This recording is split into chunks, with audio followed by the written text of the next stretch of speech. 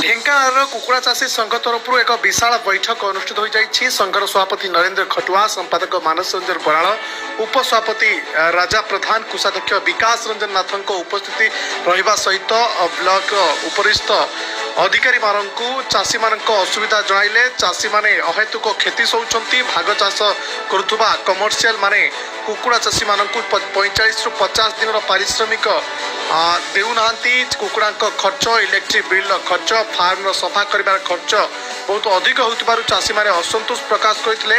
ସର୍ବସମ୍ମତିକ୍ରମେ ନିଯୁକ୍ତି ଦିଆଗଲା ନାହିଁ। କମ୍ପାନୀ ଦେଇଥିବା ଗ୍ରୋଇଂ ଚାର୍ଜ 12 ଟଙ୍କା, MFC ରେସ୍ 6 ଟଙ୍କା, USB ଗ୍ରେଡ୍ର ଅର୍ବାନ୍ ଗ୍ରେଡ୍ର ସିଭିକ୍ସ ଉଚ୍ଚ ମାନର ଦାନା ପ୍ରଦାନ କରିବା ପାଇଁ କମ୍ପାନୀମାନଙ୍କୁ ଦାବିପତ୍ର ପ୍ରଦାନ କରିବା ପାଇଁ କମ୍ପାନୀମାନଙ୍କୁ ଜିଲ୍ଲାପାଳ ଅବଗତ କରାଯାଇଥିଲା।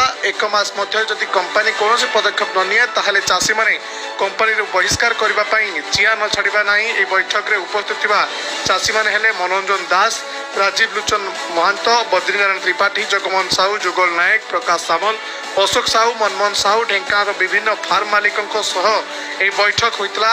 କମ୍ପାନୀ କୌଣସି କ୍ଷତି ନ ସହିବାରୁ ଏହା ଆଗକୁ କମ୍ପାନୀ ଯଦି କିଛି ପଦକ୍ଷେପ ନ ନିଏ ତାହେଲେ ଫାର୍ମର ସମସ୍ତ ସଂଘ ଏହାକୁ ବଡ଼ ବିଶାଳ ଆନ୍ଦୋଳନ ଦେବେ ବୋଲି ଚେତାବନୀ ଦେଇଛନ୍ତି। ଢେଙ୍କାନାଳରୁ ତାପସ ଦାସଙ୍କ ରିପୋର୍ଟ, ଉତ୍କଳ ନ୍ୟୁଜ।